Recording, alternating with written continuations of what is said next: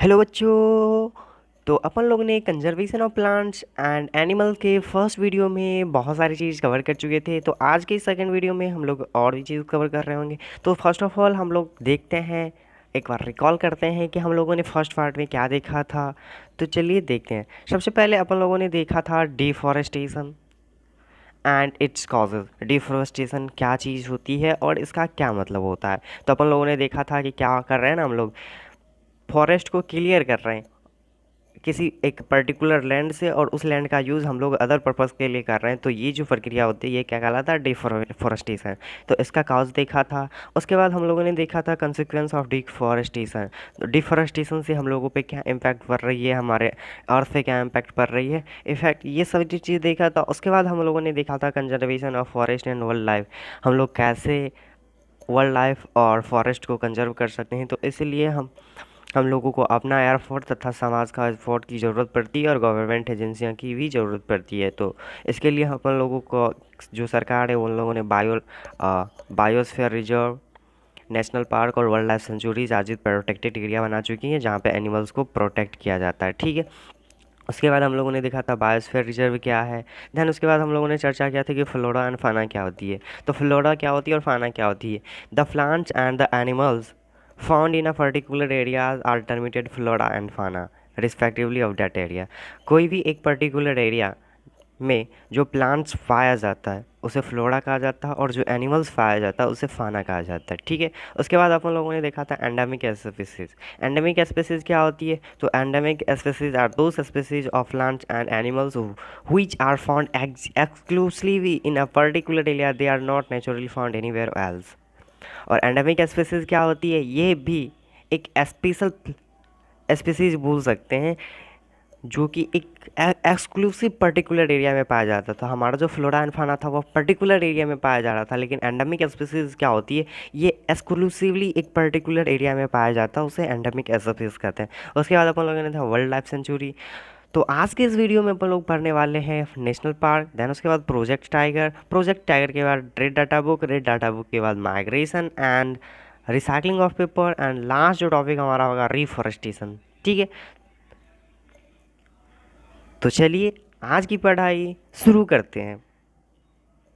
National park, तो आप लोगों को पहले से पता है ही, हमारा जो वाइल्ड लाइफ सेंचुरी होती है, हमारी जो बायोस्फीयर रिजर्व होती है, हमारी जो नेशनल पार्क होती है, वो क्या होती है, एक प्रोटेक्टेड एरिया होती है।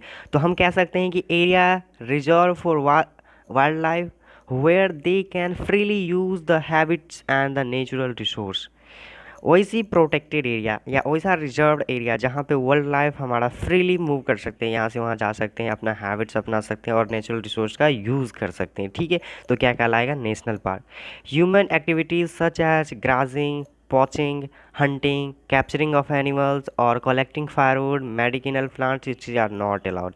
और जो हमारी नेशनल पार्क्स होती है यहाँ पे ग्राजिंग, घास नहीं काट सकते हैं, पॉचिंग, किसी भी जानवर को किल नहीं कर सकते, उसका हंटिंग नहीं कर सकते हैं, कैप्चर नहीं कर सकते हैं, उसे चुरा नहीं सकते हैं, और फायरवुड को भी कलेक्ट नहीं कर सकते हैं। मेडिकल प्लांट जो होता है औषधीय पौधा, उसे भी इस एरिया से आप कलेक्ट नहीं कर सकते हैं। ये सारे के सारे क्या होते हैं, नेशनल पार्क्स के अंतर्गत अलाउड नहीं होते। देन आइए उसके बाद देखते हैं प्रोजेक्ट टाइगर। तो आप लोगों को इस चैप्टर की बात की जाए तो आप लोगों ने सबसे पहला डिफॉरेस्टेशन के कारण क्या हो रही है ना, अपन लोग की जो वो बहुत सारे एनिमल्स थे, बहुत सारे जो फॉरेस्ट थे, वो दिन प्रतिदिन घटते जा रही है। तो यही काम हुआ है टाइगर के साथ। टाइगर की संख्या, एक ऐसा टाइम था उस टाइम बहुत ही घट के बहुत ही कम हो गया था, लेकिन टाइगर की बात की जाए तो ये हमारे इकोसिस्टम के लिए बहुत ही ज़रूरी है, हमारी जो इकोलॉजी है उसके लिए बहुत ही इम्पोर्टेंट है। तो टाइगर का रहना हमारे लिए बहुत ही ज़्यादा इम्पोर्टेंट है। तो सरकार ने इस पे गौर किया कि देखा उन्होंने कि टाइगर की जो संख्या वो दिन प्रतिदिन क्या हो रही है, घटती जा रही है। तो इसकी संख्या को बढ़ाना था। तो इसके लिए क्या किया ना, हमारी जो गवर्नमेंट थी उन्होंने प्रोजेक्ट टाइगर नाम की एक प्रोजेक्ट लॉन्च किया। ठीक है। किस लिए, तो उन्होंने लॉन्च किया इसको इसलिए कि टाइगर को क्या कर, जो हम सब कंजर्व कर सकें। Project tiger was launch by the government to protect the tiger in the country. ठीक है। उसे हम लोग क्या करेंगे, तो उसको हम लोग कंजर्व कर सके, उसकी संख्या को बढ़ा सके। तो यहाँ पे एक पॉइंट आपको याद रखना है, animals whose number of diminishing to a level that might face extinction are known as the ingredient animal. और ऐसे एनिमल जिसकी संख्या क्या हो रही है, घटती जा रही है, यानी कि ये नगण्य के रूप में मान लीजिए बहुत ही कम संख्या हो गई है, बहुत ही कम लेवल पे चली गई है, और क्या रहा है वो अपने अस्तित्व को खोने की खतरे में है। तो ऐसे एनिमल को कहा जाता है इंगेजर्ड एनिमल्स। और ऐसे एनिमल्स हमारे क्या थे उस टाइम में, प्रोजेक्ट ये टाइगर थे, जिसे हम लोगों ने क्या किया, उसके लिए प्रोजेक्ट टाइगर नाम की एक प्रोजेक्ट लॉन्च किया। उसकी मदद से हम लोगों ने प्रोजेक्ट टाइगर की संख्या को बढ़ाया। देन अभी इंडिया की बात की जाए तो यहाँ पे टाइगरों की संख्या कुछ बढ़ी है उस टाइम की अपेक्षा। ठीक है, आगे बढ़ते हैं। उसके बाद आइए हम लोग देखते हैं कि रेड डाटा बुक। ये रेड डाटा बुक क्या होता है? बुक का मतलब तो आपको समझ में आ ही गया होगा कि बुक होगा, उसमें क्या होगा, बहुत सारे इन्फॉर्मेशन वगैरह होगी। लेकिन रेड डाटा बुक, तो red data book is the source book which keeps a record of all endangered animals and plants. Red data book is maintained nationally by a organization. Red data book क्या है? Red data book एक किताब है जो record रखती है किस चीज़ की, तो वो रिकॉर्ड रखती है इंडेंजर्ड एनिमल्स की। आप लोगों को हमने बताया इंडेंजर्ड एनिमल क्या होती है, कि ऐसे एनिमल जिसकी संख्या बहुत ही कम हो और उसका अस्तित्व ख़त्म होने के कगार पे हो, तो उसे इंडेंजर्ड एनिमल कहा जाता है। और ऐसे ही प्लांट्स क्या, जिसकी संख्या एकदम ख़त्म होगी वो उसका अस्तित्व खतरे में होगा, वो विलुप्त होने की कगार पर होगा। तो वैसे एनिमल्स, वैसे प्लांट्स का रिकॉर्ड हम लोग एक बुक में रखते हैं सेपरेटली। उस बुक को कहा जाता है रेड डाटा बुक। और ये जो रेड डाटा बुक होती है उसका मेंटेनेंस इंटरनेशनली एक ऑर्गेनाइजेशन है वो करती है। अपन इंडिया में भी अपना जो इंडियन गवर्नमेंट है वो भी एक रेड डाटा बुक अपने लिए बनाई हुई है अपने कंट्री में, ऐसे इन डेंजर्ड एनिमल्स और प्लांट्स के लिए। ठीक है, उसके बाद आइए समझते हैं माइग्रेशन। आप लोगों ने देखा था कि जब डिफोरेस्टेशन होता है तो उसकी वजह से क्या होती है, ग्लोबल वार्मिंग होती है।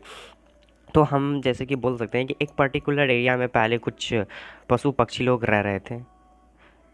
ठीक है, एक पर्टिकुलर एरिया में रह रहे थे, तो उस पर्टिकुलर एरिया में रह रहे थे, जब वहाँ की मौसम परिवर्तित हुआ, तो वहाँ का जब मौसम परिवर्तित हुआ, जो मौसम उनके लिए अनुकूल नहीं था, तो वो जो पशु पक्षी होते हैं वो मूव कर जाते हैं। वो मूव करते हैं किस इलाके की ओर जहाँ पे उसे क्या मिलता है, अपने उसके सिचुएशन, उसके रहने के योग वातावरण मिलता है, तो वहाँ पे वो मूव करने लगते हैं।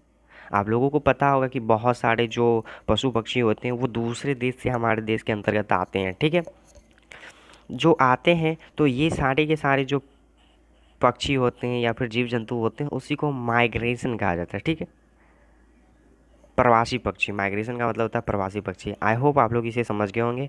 आइए आगे देखते हैं। और रिसाइकलिंग ऑफ पेपर, जैसे कि आप लोगों को पहले से पता होगा कि ये जो हमारा पेपर बनता है वो किस चीज़ का बनता है, तो वो पेपर बनता है हमारा वुड से। ये तो आपको पहले से पता होगा कि वुड का यूज़ करके ही हम लोग पेपर बनाते हैं। तो बात आती है कि अपन लोग तो दिन प्रतिदिन पेपर की यूज़ करते हैं, हमें कहीं ना कहीं आप देखिए तो डेली लाइफ में आप रोज़ाना पेपर का यूज़ करते होंगे। अब पेपर का यूज़ करते हैं तो हमें अधिक मात्रा में रोज़ाना जितना आगे बढ़ते जाते हैं, अगर आप स्टडी कर रहे हो या फिर अनदर फील्ड में अगर आपके पापा लोग काम कर रहे हो तो उन्हें भी पेपर्स की ज़रूरत पड़ती है और वो पेपर्स का यूज़ भी करते हैं। और दिन प्रतिदिन क्या हो रहा है ना, पेपर्स की ज़रूरतें बढ़ती जा रही है। पेपर की ज़रूरतें बढ़ती जा रही है, तो आपको पहले से हमने बता रखी है कि पेपर किस चीज़ से बनता है, तो वुड से बनता है। तो पेपर को बनाने के लिए हमें ज़्यादा से ज़्यादा वुड की ज़रूरत पड़ती है। और ज़्यादा से ज़्यादा वुड को हम कैसे प्राप्त कर सकते हैं, तो हम फॉरेस्ट से काट के लाएंगे। जब फॉरेस्ट से कटिंग करेंगे हम लोग पेड़ों की, तो वो क्या कहलाएगा, डिफॉरेस्टेशन। डिफॉरेस्टेशन से ग्लोबल वार्मिंग होगा, CO2 की मात्रा बढ़ेगी, कार्बन मोनोऑक्साइड की मात्रा बढ़ेगी, हमारा अर्थ का टेम्परेचर बढ़ेगा। क्या है ना, ये सारे के सारे इफ़ेक्ट हमारे ऊपर चलते आ रहे हैं किस चीज़ के कारण, तो वो सिर्फ और सिर्फ पेपर के कारण। पेपर का अगर हम लोग, तो उसके लिए एक सोल्यूशन है कि हम लोग क्या करें, पेपर का यूज़ करें, फिर यूज़ करने के बाद उसकी रिसाइकलिंग करें और पुनः पेपर में परिवर्तित करें और फिर उसका यूज़ करते, अगर ये प्रक्रिया करते हैं तो देन क्या होगा, हमारा हमारा जो भी होगा पेपर्स, वो तो पहले की पेपर्स की ही आपूर्ति से बनेगा और हमें नए पेपर्स की ज़्यादा ज़रूरत नहीं पड़ेगी, जिसकी वजह से क्या होगा, डिफॉरेस्टेशन की मात्रा कम जाएगी। डिफॉरेस्टेशन होना कुछ कम जाएगा, कुछ हद तक कम हो जाएगा और उस पर हम कंट्रोल कर सकते हैं। ठीक है, आइए उसके बाद आते हैं कि अगला जो हमारा टॉपिक है वो और लास्ट टॉपिक है इस चैप्टर का, रिफॉरेस्टेशन। डिफॉरेस्टेशन का मतलब आपने समझ चुका है कि cutting of forest and use the land for other purpose. हम क्या करते हैं, किसी एक फॉरेस्ट को काटते हैं, फॉरेस्ट को काटने के बाद जो लैंड हमें प्राप्त होती है उस लैंड का यूज़ हम लोग किसी अनदर पर्पज़ के लिए करते हैं, तो वो क्या क्या कहलाता है हमारा फॉरेस्टेशन। लेकिन यहाँ पे बात आती है कि रीफॉरेस्टेशन, जैसे कि आपको इससे पढ़ने से ही प्राप्त हो जाएगा रीफॉरेस्टेशन। रीफॉरेस्टेशन का मतलब होता है कि जैसे कि अब ने हम जहाँ पर डिफॉरेस्टेशन हुआ था उस जगह पे हम फिर से क्या करें, पौधे को लगाएं। आपने देखा होगा कि जब आप कहीं पे किसी पेड़ को काटते हैं तो पेड़ को काटने के बाद उस पेड़ की जगह पे दूसरा पेड़ खुद से निकल आता है। ये नेचुरल के द्वारा रीफॉरेस्टेशन होते ही रहता है। अगर नहीं निकलता, वो हर एक जगह निकलता है, तो हम लोगों को चाहिए कि अगर हम यूज़ कर लिए हैं, अगर हमने पेड़ की कटिंग की और उस जगह का यूज़ अपन लोगों ने कर लिया किस चीज़ के लिए, तो किसी इंडस्ट्री वगैरह को बनाने के लिए, तो अपन लोग को ये चीज़ चाहिए कि दूसरे लैंड पे जहाँ पे हम लोगों को इंडस्ट्री बनाने की ज़रूरत नहीं है उस जगह पे हमें पेड़ लगाना चाहिए। और ये प्रक्रिया अपनाने से हमारा जो ग्लोबल वार्मिंग की समस्या है, हमारी जो अर्थ की हमारी जो कार्बन डाइऑक्साइड की मात्रा बढ़ रही है, एटमॉस्फेयर में कार्बन मोनोऑक्साइड की मात्रा बढ़ रही है और बहुत तरह के रोग जो हो रहे हैं उससे हम निजात पा सकते हैं इस रिफॉरेस्टेशन की वजह से। तो रिफॉरेस्टेशन क्या होगा, वो प्रोसेस हो जाएगा जिसमें हम क्या कर रहे होंगे, तो हम लोग पेड़ लगा रहे होंगे।